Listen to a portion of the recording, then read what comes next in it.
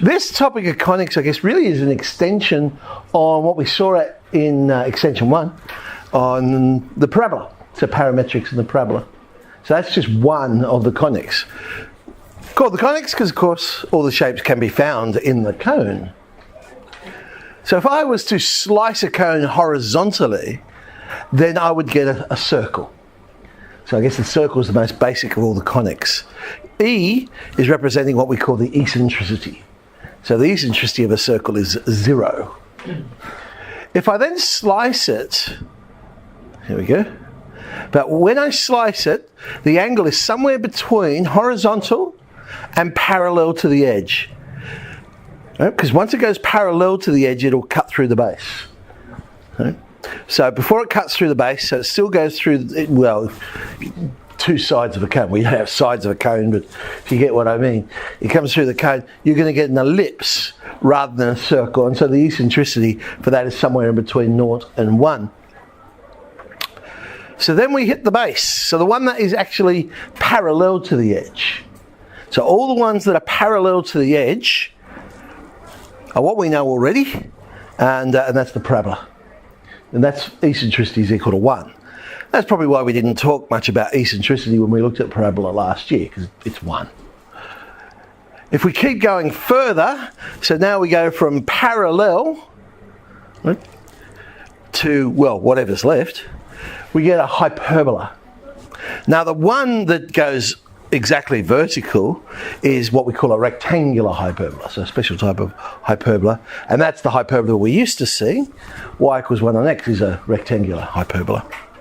The definition, we've seen it before, but we saw it when we talked about a parabola, so the word eccentricity was not there.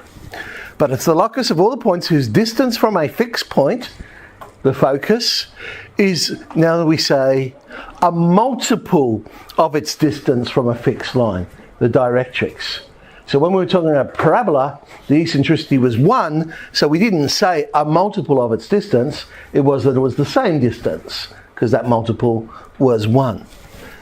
There's our random point. And let's say S is the focus. You'll notice first of all that, well, perhaps you'll notice, the first thing that's different from when we looked at the parabola is I've put the focus on the x-axis rather than the y-axis, which we had before.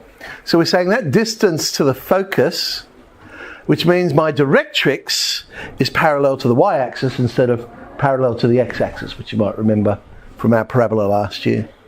And whenever we're talking about a distance from a point to a line, we're talking about the perpendicular distance. Okay. If I was to plot all those possible points, well, I'm using the ellipse as an example here, we'd end up with an ellipse. So what you find with an ellipse is the points on the ellipse will be closer to the focus than they are to the directrix, because that eccentricity, that multiple of the distance, is in between 0 and 1. So it's less than 1. As opposed to our hyperbola, let's pop in P, and there's our focus S, but this time the directrix comes on the inside, and we get something like that. So now the points on the hyperbola are closer to the directrix than it is the focus. And the one where those distances are the same, again, that's our parabola. So we get this relationship. PS is always equal to the eccentricity times Pn, or if you like, you could say the eccentricity is that ratio of PS to Pn. I told you it was a quick little introduction to conics.